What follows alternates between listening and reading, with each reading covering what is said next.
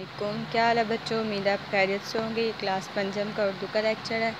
سب سے پہلے آپ میرے یوٹیوب چینل کو سبسکرائب کریں اور بیل آئیکن کو پریس کریں۔ آج ہم ریڈنگ بک پڑھیں گے اور وہاں سے ہم لیسن حکایات سعدی رحمۃ اللہ علیہ کی پڑھائی کریں گے۔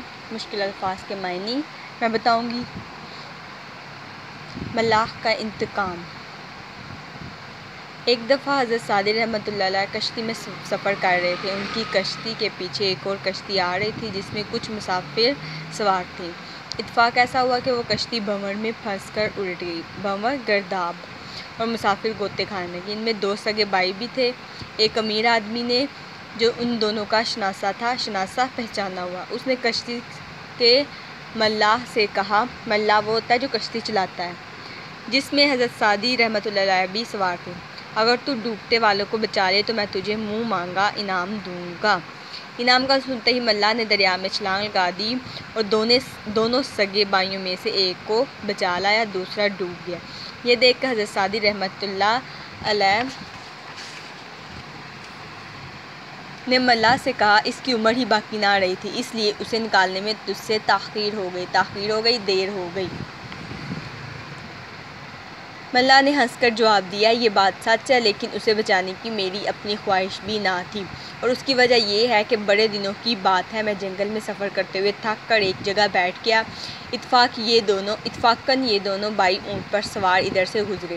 ایک بھائی نے مجھے تھکا ماندہ دیکھ کر اونٹ پر سوار کر لیا تھا، لیکن دوسرے بھائی نے لڑکپن میں مجھے کوڑا مار دیا۔ کوڑا مارنا، چابک مارنا۔ اسے ڈوبتا دیکھ کر مجھے وہ بات یاد آ گئی، اسے ڈوبنے دیا کہ اس نے مجھے خواہ مجبوری کوڑا مارا تھا، لیکن دوسرے کو بچا لیا کہ یہ میرا محسن ہے، اس نے مجھ پر احسان کیا۔ محسن ہوتا ہے احسان کرنے والا۔ ملاح کی یہ بات سن کر حضرت سعدی رحمۃ اللہ علیہ نے دل میں کہا کہ سچ ہے کہ انسان اپنے کیے کی سزا پاتا ہے، جو بوتا ہے وہی کاٹتا ہے، جیسا عمل کرتا ہے ویسا اسے پھل ملتا ہے۔ اللہ پاک نے قرآن پاک میں یہی فرمایا ہے، جس نے نیک عمل کیا اپنے نفس کے لیے کیا، نفس روح، اور جس نے برائی کی اپنے نفس کے لیے کی۔ تلقین۔ حضرت سعدی رحمۃ اللہ علیہ نے اس حکایت میں یہ بتایا کہ انسان کو اس کے اچھے کاموں کا اجر اور برے کاموں کی سزا آخرت میں ہی نہیں بلکہ اس دنیا میں بھی ملتی ہے۔ آگے نیکی کا صلہ۔ زدان نامی بادشاہ کا ایک وزیر بڑا نیک سیرت اور خوش خصلت تھا۔ نیک سیرت عمدہ عادات اور خوش خصلت اچھی عادت۔ بادشاہ کی بڑی عزت کرتا تھا۔ ایک دن وزیر سے اتفاقاً غلطی ہو گئی جو بادشاہ کو بری لگی، نتیجتاً اس کی ساری جائیداد ضبط کر کے اپنے قبضے میں لے کر اسے قید میں ڈال دیا، تو اسے آڑے وقت میں اس کی وہ نیکیاں کام آئی جو وزیر ہوتے ہوئے اس نے لوگوں سے کی تھی۔ وہ سپاہی اور اہلکار اس کے مددگار ہوئے، مدد کرنے والے، جنہیں اس کی ذات سے کوئی نہ کوئی فائدہ پہنچا تھا۔ اس طرح اسے محسوس نہ ہوا کہ وہ قید میں ہے۔ اسی دوران پڑوسی ملک کے بادشاہ نے اپنے ایک خاص آدمی کے ہاتھ قید میں پڑے وزیر کے نام ایک خط بھیجا، جس میں لکھا کہ ہمیں یہ جان کر بہت افسوس ہوا کہ تم جیسے قابل قدر اور نیک وزیر کو قید کر کے ذلیل کیا گیا۔ اگر چاہو تو تمہاری رہائی کا انتظام کیا جائے، ہم تمہیں اپنا وزیر بنا لیں گے۔ اگر تمہیں یہ بات منظور ہو تو ہمیں فوراً آگاہ کرو۔ قیدی وزیر نے یہ خط پڑھا اور اس کی پشت ہوتا ہے پیچھے کی طرف، پیچھے لکھ دیا کہ حضور نے میرے حال پر مہربانی فرمائی ہے، جس کے لیے میں بے حد شکر گزار ہوں، لیکن تکلیف سے گھبرا کر اپنے آقا سے بے وفائی کرنا مجھے منظور نہیں۔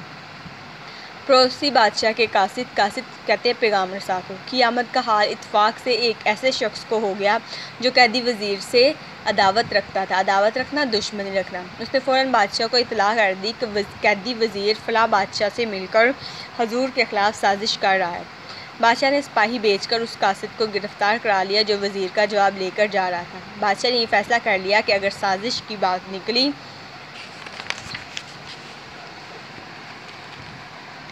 تو قیدی وزیر کو فوراً قتل کروا دے گا، مگر جب اس نے قیدی وزیر کا جواب پڑھا تو قیدی وزیر کی وفاداری اس پر ظاہر ہوگی اور اس کو فوراً آزاد کر دیا اور خلعت و نعمت ہوتا ہے رشک کے لائق شے یا تحفہ دے کر کہا کہ خطا کی میں نے تجھے ایزا دی تکلیف دی۔ وفادار وزیر نے کہا، اعلیٰ حضرت، اس امر میں آپ کی کچھ خطا نہیں کہ میری تقریر میں یہی لکھا تھا۔ امر فعل۔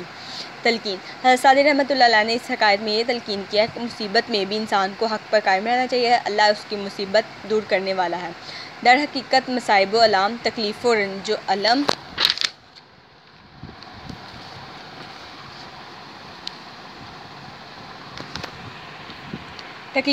الم میں ثابت قدم رہنا، ارادے کا مضبوط رہنا والا ہی آخرکار شاد و کامران رہتے ہیں، شاد و کامران، خوش اور کامیاب۔ اگلی حکایت ہے عیب جوئی بری عادت۔ حضرت صادق رحمۃ اللہ علیہ فرماتے ہیں بچپن میں مجھے عبادت کا بڑا شوق تھا، شب بیداری کرتا، رات جا کر عبادت کرنا، تہجد پڑھتا، ساری ساری رات قرآن پاک کی تلاوت میں گزر جاتی۔ ایک رات حسب معمول والد محترم کے ساتھ عبادت میں مشغول تھا، مصروف، اور ہمارے پاس ہی کچھ لوگ فرش پر سو رہے تھے۔ میں نے ان کی حالت دیکھی تو کہا ان میں سے کوئی سر نہیں اٹھاتا، بندگی معبود بجا نہیں لاتا، تعمیل نہیں کرتا، ایسے سوئے ہیں جیسے سانپ سونگھ گیا ہے۔ یہ سن کر والد محترم نے ارشاد کیا خوب ہوتا تو بھی سو جاتا مگر کسی کا عیب تیری زبان پر نہ آتا۔ تلقین: حضرت صادق رحمۃ اللہ علیہ نے اس حکایت میں یہ تلقین کی ہے کہ عیب جوئی بری عادت ہے، اسے بچنا چاہیے، تکبر کو مٹانا عبادت کا پہلا مقصد ہے۔ یہ تھی حکایت سعدی جن میں انہوں نے مختلف چیزوں کے بارے میں تلقین کی ہوئی تھی۔ آپ نے اس کی اچھے سے پڑھائی کرنی ہے اور اس کو میں سے مشکل الفاظ کے معنی لرن کر کے نوٹ بک پہ لکھنے ہیں۔ تھینک یو، اللہ حافظ، ہیو اے نائس ڈے۔